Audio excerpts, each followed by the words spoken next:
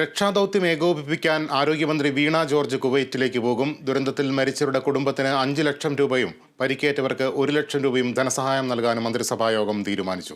വിവരങ്ങളുമായി വിഷ്ണു കരുണാകരൻ ചേരുന്നു. വിഷ്ണു, ഏതു രീതിയിൽ തുടർ നടപടികൾ ഏകോപിപ്പിക്കാനാണ് മന്ത്രിസഭായോഗത്തിലെ തീരുമാനങ്ങൾ?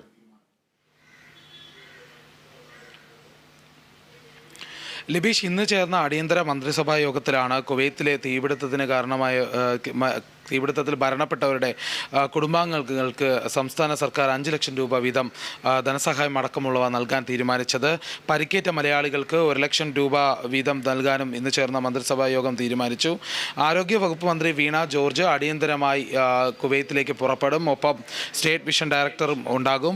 പരിക്കേറ്റ മലയാളികളുടെ ചികിത്സ, മരണപ്പെട്ടവരുടെ മൃതദേഹങ്ങൾ നാട്ടിലെത്തിക്കുക തുടങ്ങിയ പ്രവർത്തനങ്ങളുടെ ഏകോപനത്തിനായാണ് ഇവർ കുവൈത്തിലേക്ക് പോകുന്നത്. കുവൈത്ത് അഗ്നിബാധ മരണത്തിൽ ഇപ്പോൾ മൊത്തം 19 മലയാളികളാണ് മരിച്ചിട്ടുള്ളത്. സാധ്യമായ എല്ലാ സഹായങ്ങളും നൽകുമെന്നാണ് നോർക്കയും അറിയിച്ചിട്ടുള്ളത്. അത്തരത്തിലുള്ള വലിയ ഒരു പിന്തുണയാണ് സംസ്ഥാന സർക്കാരിൻ്റെ ഭാഗത്തുനിന്നുണ്ടാകുന്നത്. അതുപോലെ ഈ തീപിടുത്തത്തിൽ മരിച്ചതുകൊണ്ട് തന്നെ അതിന് നിയമ തടസ്സങ്ങളുണ്ട്.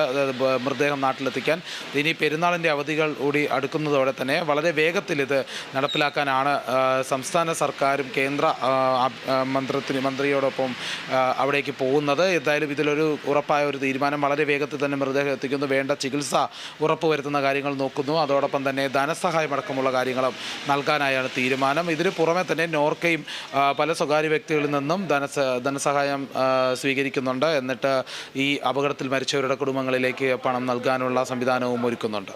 ലബീഷ്, ശരി.